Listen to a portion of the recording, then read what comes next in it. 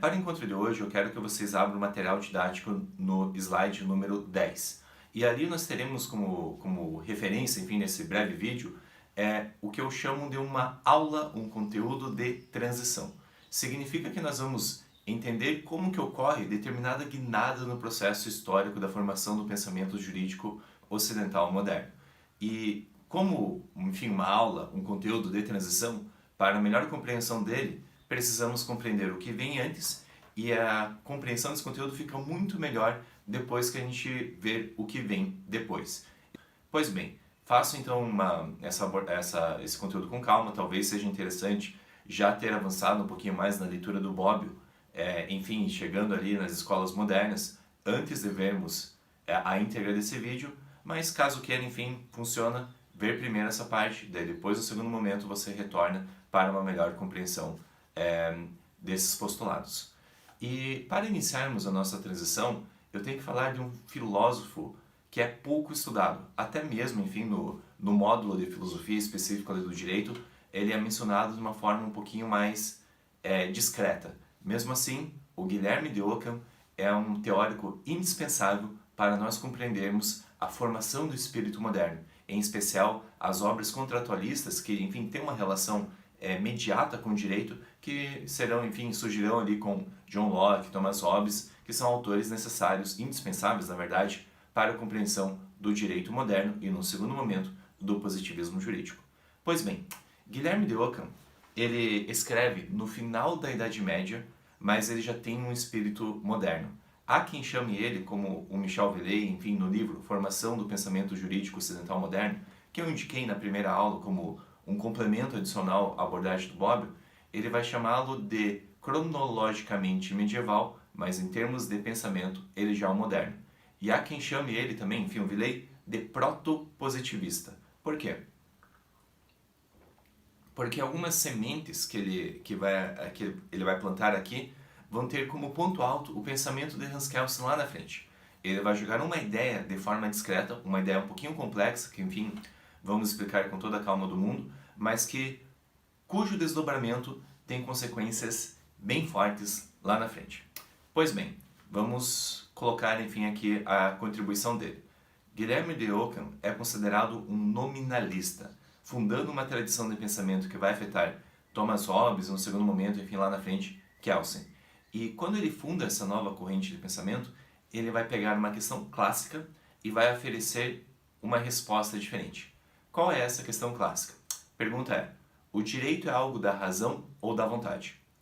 Os autores gregos e os autores medievais, os autores romanos, eles respondiam que o direito era algo da razão. Agora, a partir do Guilherme de Ockham, a resposta será levemente diferente. Ele vai falar que o direito é algo da vontade. E, no primeiro momento, parece que essa questão não tem uma consequência muito forte. Porém, abre vias para um relativismo e o afastamento de questões concernentes, enfim, próprias de um pensamento de uma justiça universal. Quando eu digo que o direito provém da razão, e os gregos, Platão, Aristóteles, e os medievais, enfim, Santo Agostinho, São Tomás de Aquino, são partidários dessa corrente, significa que eu tenho um referencial, ou pelo menos busco um referencial universal para saber o que é o direito natural. A partir do momento em que o direito é pensado a partir da vontade individual, eu abro vias para o relativismo. Por quê? Porque cada um, eu, você, cada um tem a sua vontade e eles vão diferir. Já a razão se propõe universal. Pois bem, essa é uma guinada que vai começar a surgir. Mas como é que faz isso? Inicialmente, Ockham vai propor uma nova forma de conhecer a realidade. E essa nova forma de conhecer a realidade chama-se nominalismo. Eu vou começar um raciocínio um pouquinho complexo agora para explicar a essência do nominalismo, mas enfim, prometo que vocês vão compreender. Qualquer coisa, voltem um vídeo, escutem de volta, pesquisem ali material complementar, qualquer coisa eu deixo ali textos adicionais para vocês, porque essa transição aqui é um pouquinho mais complicada. O que Ockham fala?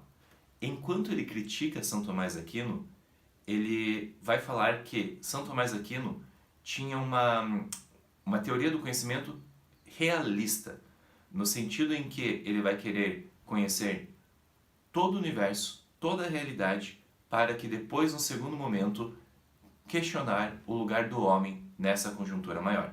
Ele vai então, portanto, buscar conceituar Deus não, mas enfim, conhecer Deus, conhecer o universo, conhecer a realidade, conhecer a natureza, conhecer, enfim, macro conceitos partindo de um geral para um particular. Em Guilherme de Ockham, ele faz uma guinada. Ele fala: conceitos universais não existem. Todo conhecimento que eu tenho em relação aos universais são conceitos vazios. Eles me conferem um saber impróprio, um saber incerto, um saber que não serve como base para eu ter um conhecimento preciso, verdadeiro. E do que ele propõe, devemos construir todo o nosso conhecimento a partir do particular. Apenas o particular, aquilo que é, palavra-chave, individualizável na natureza, na realidade, é que pode servir como base de um conhecimento correto. Vamos partir para os exemplos e depois a gente volta para essa definição inicial. Primeiro exemplo que Ockham dá. Quanto ao conceito de homem. São Tomás Aquino vai, enfim, Aristóteles tal, é uma tradição, essa tradição clássica vai querer conceituar homem de uma forma universal. Porém, Ockham vai falar o seguinte: não, mas homem não existe na natureza. Homem, o que nós chamamos de homem, é uma generalização a partir de vários homens particulares. Mas toda generalização é imprecisa. Eu não tenho o homem por excelência na natureza. O que eu vou ter são pessoas concretas, tipo, sei lá, o Mateus, o Pedro, a Maria. Ali o que nós teremos nesse contexto são pessoas individualizáveis, específicas, e o único conhecimento certo que eu poderei ter é em relação a cada um desses indivíduos. Eu não vou ter um conhecimento aplicável a todos esses indivíduos, a todos esses seres. Toda generalização será imprecisa. Segundo exemplo, e talvez agora fique melhor, eu não tenho uma sociedade em abstrato na natureza. Isso é uma generalização que alguns teóricos proporam. O que eu vou ter ali é uma sociedade, uma cidade, Roma, Londres, Paris, e a partir do momento que eu quero generalizar e pegar características em comuns de todas elas, eu vou ter imprecisões. Por quê? Porque Roma, Paris, enfim, elas vão ser diferentes. O José, a Maria e o Eduardo, o Mateus, enfim, eles vão ser diferentes entre si. Aquelas frases, por exemplo, todos os homens são iguais, para Guilherme de Ockham não faz sentido. Por quê? Porque cada um de nós, cada cidade, terá suas particularidades. Ok, tivemos aqui uma primeira ideia, ainda que de forma abstrata, do que esse nominalismo. Mas voltando, nominalismo, portanto, será um modelo de conhecimento que vai pautar enfim, a cognição da realidade a partir de elementos individuais. Por quê? Porque elementos gerais me trazem questões imprecisas. Eu sei que esse raciocínio é um pouquinho complexo, um pouquinho abstrato, mas vamos ver como isso agora se relaciona com o direito. São Tomás Aquino, o que ele queria fazer? E Aristóteles também. Vou conhecer a ordem cósmica, a ordem natural, por exemplo, os gregos. Vou conhecer ali uma ideia de Deus, uma ideia do universo, uma ideia da razão prática, para depois olhar para o direito positivo que deve atender tudo isso. A partir do momento que eu falo esses conceitos universais não existem, a única fonte de validade do direito será o quê? A vontade individual. E a grande contribuição do Guilherme de Ockham, a grande transição que ele vai fazer, é abrir vias para o contratualismo moderno, no seguinte sentido que o fundamento de validade do direito não é mais essas ideias generalistas, essas ideias abstratas que vão propor, enfim, um conhecimento do macro da realidade para depois chegar no indivíduo, né? Por que eu devo obedecer, sei lá, a legislação positiva em São Tomás Aquino? Porque ela decorre da razão prática, foi feita enfim, pela autoridade competente e tal, mas eu vou sempre buscar uma resposta em elementos gerais. A partir de Ockham, e os contratualistas abraçam essa ideia, eu obedeço o direito, por quê? Porque a minha vontade fez parte, enfim, serviu como fundamento, como ponto de origem da realização daquele direito escrito, daquele, entre aspas, contrato social que vai ser criado. E é aqui que nós temos uma grande transição. Chegando a algumas conclusões, portanto, para fecharmos essa parte que sim tem uma complexidade. Primeira conclusão importante. O único conhecimento real provém do particular. E assim é uma crítica ao que veio antes. Segunda conclusão. A única fonte do direito é a vontade individual. Ou enfim, depois ali a vontade do legislador e tal, mas sempre vai partir do homem. Eu não preciso mais conhecer o universo para, enfim, chegar ali no direito. Terceira conclusão. Essa ideia de Ockham, essa transição, representa o abandono da visão clássica de direito natural, que provém, enfim, de uma macroestrutura, macro visão, enfim, do cosmos, Deus, tal, em que o homem está inserido, e eu fundo uma ideia de direito natural moderno, que parte de uma vontade individual, apesar, enfim, de Hobbes e Locke eles chamarem de razão individual.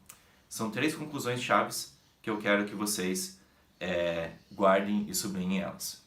Pois bem, agora nós vamos para um novo tópico do raciocínio e vamos ver de que forma essas ideias do Guilherme de Ockham permitiram o surgimento de uma nova escola de pensamento.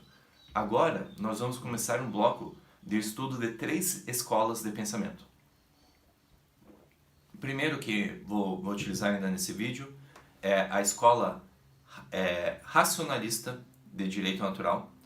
Depois ali nós teremos a escola de exegese e depois a escola histórica alemã. Dentro do direito natural moderno, desse direito que foi pensado, concebido a partir do indivíduo, nós teremos ali algumas características que vários autores vão pactuar. Vou mencionar algumas aqui para que nós possamos ter a melhor compreensão. E agora estamos, enfim, na tela número 11. Ali eu coloco que essa concepção de direito foi afetado por mudanças no mundo. A gente pode citar quais mudanças? Renascimento cultural, revoluções científicas, enfim, Copérnico, Galileu, Giordano Bruno, tal, toda essa galera, de certa forma, ajudou a nos afastarmos do espírito medieval e abrirmos vias para a modernidade. Podemos falar ali a descoberta do novo mundo com as navegações. Também podemos falar, enfim, com essas formas religiosas ali, em especial com Lutero. Tudo isso nos trouxe ali para nós algumas transições. Surgiu o racionalismo, que é o quê? Nada mais do que a valorização da razão do indivíduo em detrimento antes de uma valorização da fé. Surgiu também o antropocentrismo, o homem como centro do universo, não mais com aquela ideia de um teocentrismo em que parte, enfim, de várias questões religiosas. E eu também tenho ali o surgimento de um individualismo, que é a valorização do homem e de suas características, inclusive as paixões. Algo que antes era sufocado, enfim, colocado como reprimido por várias doutrinas morais medievais. E nesse contexto, quando abre via para o direito natural moderno, os autores, que depois no segundo momento vamos falar, enfim, Hugo Gross, Hobbes, John Locke, como característica, eles vão ter o seguinte: esse novo direito será proveniente do homem, o ponto zero da construção do raciocínio, a premissa, enfim, maior do raciocínio ali e tal, vai ser o homem, e esse tipo de direito vai nos permitir julgar a validade do direito positivo. As leis positivas, para serem válidas, devem ter como fundamento, tanto em termos de conteúdo quanto origem, a questão da racionalidade humana. A questão, enfim, do próprio homem ele tendo como origem dessa construção. Além disso, será considerado irracional, contra a lei natural, contrariar, enfim, esses ditames que provêm do próprio homem. Assim, um bom direito positivo, o direito, e nesse sentido eles são iguais aos medievais, o bom direito positivo são aqueles que são conformes a essa lei natural, só que agora não mais vamos encontrar essa lei natural numa coisa, em tese, macro, metafísica, externa, mas sim no homem. Pois bem, agora eu quero falar, a partir ali da página do slide número 12, algumas características dessa escola racionalista de direito natural. E uma primeira questão que eles vão trazer para nós, e é extremamente importante porque já abre vias também para uma questão chave que os positivistas vão sublinhar. Eles vão criticar a falta de sistematicidade de todas as legislações pretéritas. Tanto ali direito romano, tanto ali, enfim, direito canônico e tal. O que esses códigos eram? Eram situações específicas com respostas específicas através de uma lei. Só que muitas vezes eles eram contraditórios entre si. A primeira tentativa de criar um sistema jurídico acaba acontecendo, enfim, dentro do direito canônico, mas mesmo assim era uma coisa meio crua, uma coisa ainda que precisava de maiores desenvolvimentos. E pela primeira vez, na escola racionalista, nós teremos ali autores com a pretensão de criar um sistema jurídico que dê conta de toda a realidade. Um primeiro autor a fazer isso chama-se Leibniz, e ele é um filósofo, matemático tal, e mesmo assim tem uma contribuição para o direito, e ele fez a tentativa de, a partir de um certo código de regras, obviamente com normas gerais, explicar toda a realidade. A pretensão dele era que qualquer coisa que acontecesse no mundo dos fatos pudesse ter um resultado já antevisto ali pela sistematização que ele estava propondo. Obviamente, não deu certo. Mas isso abre vias para um movimento de codificação e sistematização do direito, que vai ser uma bandeira de todo o direito moderno ali que vamos ver através das escolas, né? E assim, eu coloquei para vocês aqui na segunda linha do slide número 12, a busca de construir sistemas ordenados, influenciados pela ciência moderna. Ciência moderna ali estamos nos referindo especialmente a Isaac Newton, que falava que o mundo é uma máquina perfeita, que nós podemos montá-la, desmontá-la e ela vai continuar, enfim, funcionando da melhor forma possível. Eu poderia, enfim, através do conhecimento dessa máquina, enfim, perfeita, conhecer o passado da nossa história, do nosso universo e também prever o futuro. Isso por quê? Porque o mundo funciona como um todo ordenado, funciona como um conjunto. E essa ideia de conjunto, de sistema, começou a ser levada também a saberes de outras áreas, em especial para nós aqui nos interessa o direito. E assim, um sistema jurídico perfeito seria nada mais do que uma máquina perfeita que poderia, enfim, explicar o funcionamento do direito. E ali, eles fazem a primeira tentativa de criar um saber jurídico inspirado em algumas ideias matemáticas, enfim, criar um método lógico-dedutivo e sistemático do direito. Daí, assim, a partir de algumas inspirações das ciências naturais, os juristas querem fazer uma ciência do direito sistemática. Claro, ainda bem primitiva, Hans Kelsen vai dar vários passos em relação a isso. Essa é a pretensão máxima da chamada Escola Racionalista de Direito Natural. E essa escola racionalista, digo a vocês, não é tipo um prédio que estava escrito lá Escola Racionalista de Direito Natural. Não, é uma classificação que historiadores fizeram para agrupar diversos autores que, apesar de terem características diferentes entre si, tinham como constante algumas linhas de pensamento. Por exemplo, essa que eu citei para vocês. Dentro dessa escola racionalista, vamos deixar com maior peso, com maior ênfase, Hugo Grossio, Thomas Hobbes e John Locke. Mas existem outros autores que poderiam ser enquadrados nessa vertente do pensamento.